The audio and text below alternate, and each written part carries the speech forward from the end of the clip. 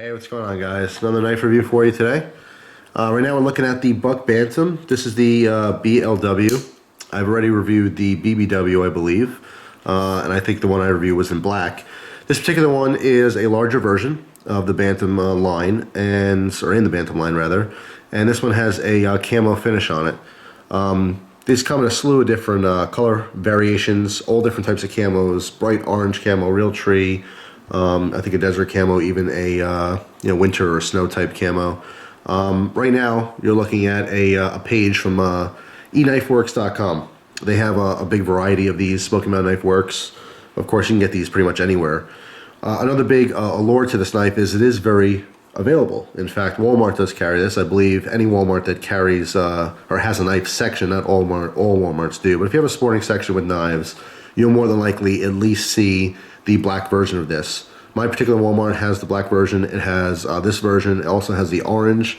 And while buying the Cricket at Walmart, there was two completely different people, both hunters, presumably, in their camo and stuff, came in different times, different ages. They both bought the exact same knife. So I kind of was, smiling to myself watching these people.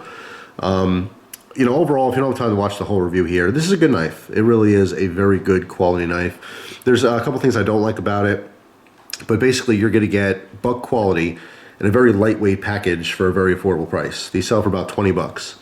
Now you can find these cheaper online in my experience than Walmart. I think my Walmart carried these for $24 or $25, somewhere in that range, but most places online you get these for $19.99. So it's one of those rare cases where Walmart might not have the best price. Just depends, every different location, different states, it's going to be different prices, but across the board on the internet, expect to pay 20 bucks. And for $20, you're getting a lot of knife. Buck's 420 HC, which this is sporting, is a very good performing steel. For being a softer steel, they go through a really, really technologically advanced heat treat system. And you can go to their website and read all about this kind of stuff, but I've always found their 420 HC to perform very, very nicely. This takes and holds a really decent edge, very easy to sharpen. It's not going to be, mind-blowing, edge retention on this, but for just an average beater, EDC type blade, I think a lot of people are going to be very happy with it. And obviously there's a lot of hunters getting these particular knives because they look cool. They got the camo on them.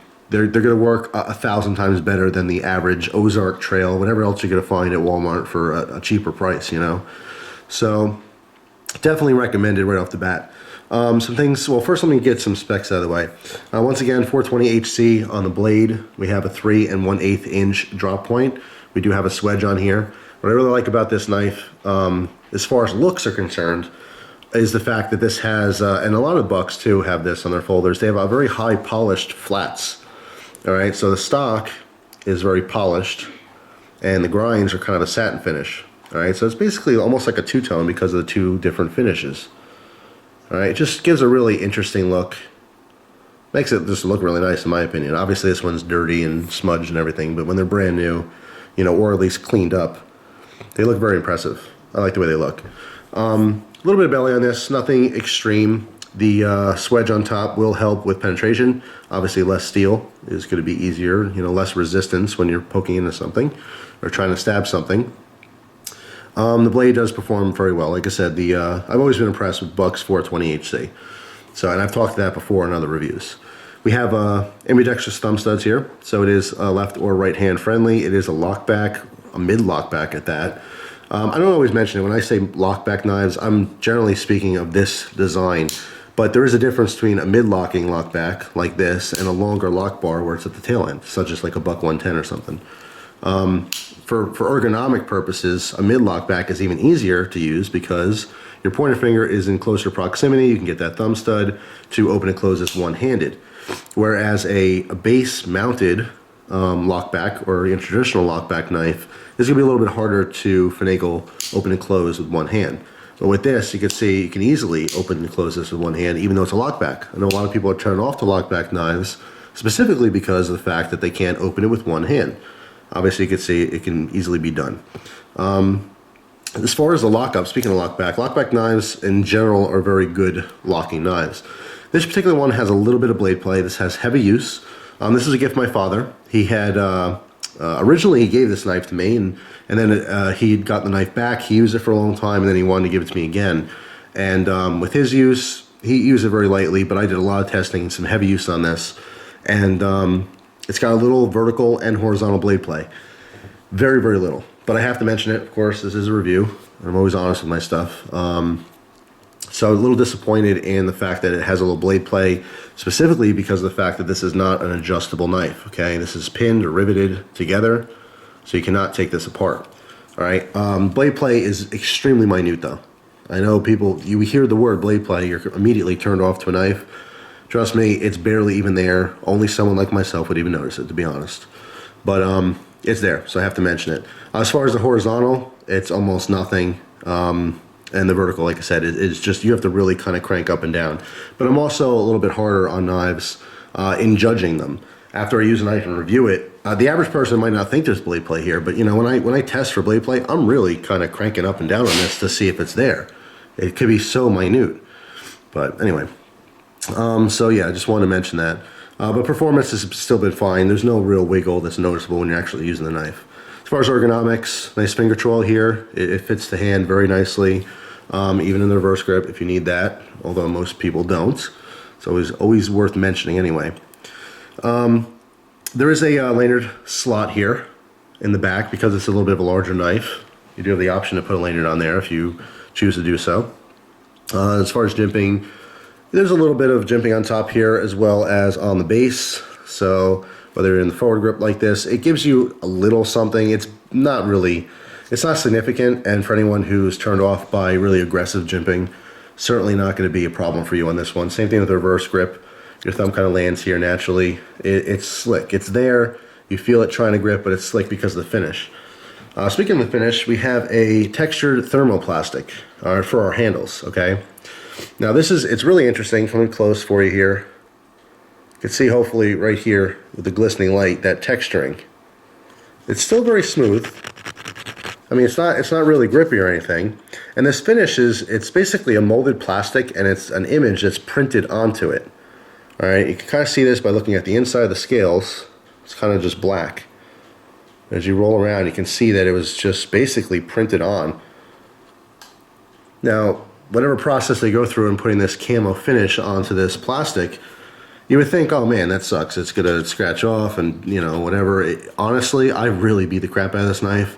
And this finish is held up perfectly. There's not one, section. There's not one deep scratch or anything like that. And I've dropped this. I've used it really hard. So this finish is actually really, really nice.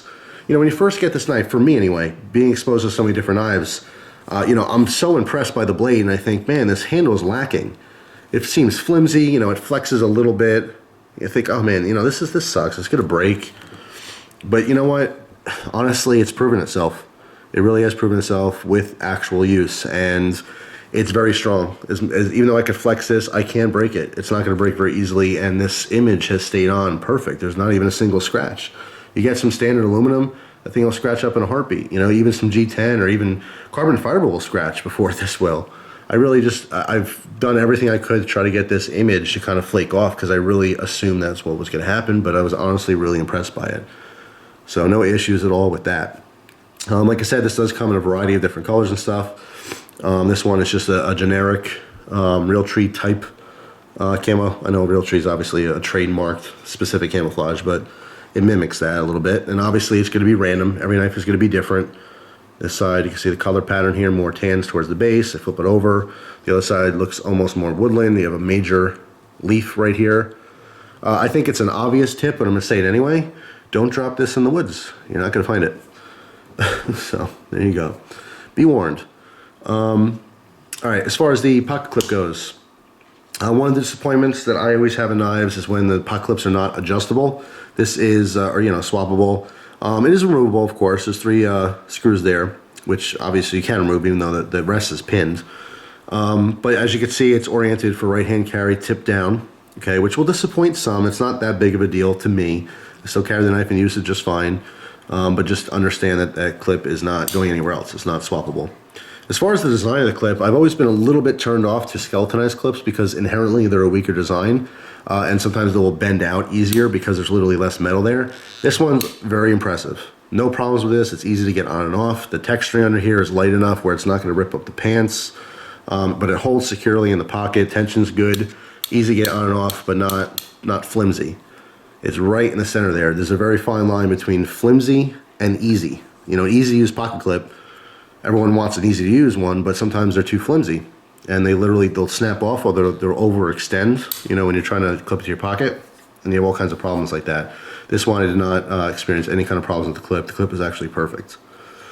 So the weight on this, 2.4 ounces. Okay, that's the big selling point here. Cheap and very, very lightweight. If you're someone who's very conscious of their, you know, their gear and what they carry, their EDC, you know, especially if you're going to be carrying a gun, you know, concealed carry or open carry, whatever you may do, and flashlights and this, that, and the other thing, you may not want a lot of weight towards your knife of choice. So this one may be something that's better for you because of that. 2.4 ounces is almost nothing, you know, for a little over a 3-inch blade.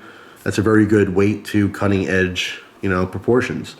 I don't talk to that very much, but sometimes people will basically pick a knife because of that. Hey, you know, what am I getting for the weight? Some knives you can have a 3-inch blade and it can weigh 7 ounces.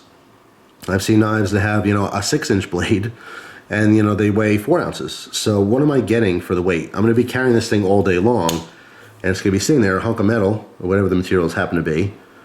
You know, what performance am I going to have out of that? So that's something that a lot of people consider, but this is a great proportion. You're getting a lot of cutting edge for that particular weight. This is made in USA. Obviously, Buck Knives is a USA company, as we all know. China is not marked on here anywhere. This knife is said to be made in the USA on Buck's website, as well as many other websites. But they also say that there are imported China made parts. So that leads me to believe that I would imagine, this is just my total assumption, I would imagine that this blade completely USA made. That's just my assumption from what I've seen before from Buck. Handles probably molded, made, printed, whatever, you know, in China, imported here, and the whole knife's put together in the US. That's total assumption. But I can say that from Buck's website, even though some retailers will say made in China, Buck directly says made in USA. So, you know, whether it's completely manufactured in USA, you know, and made in USA, that's two different things. And it can get a little confusing. The only reason I mention this is because some people who live in the USA are very adamant about only buying USA made products. So it's worth mentioning.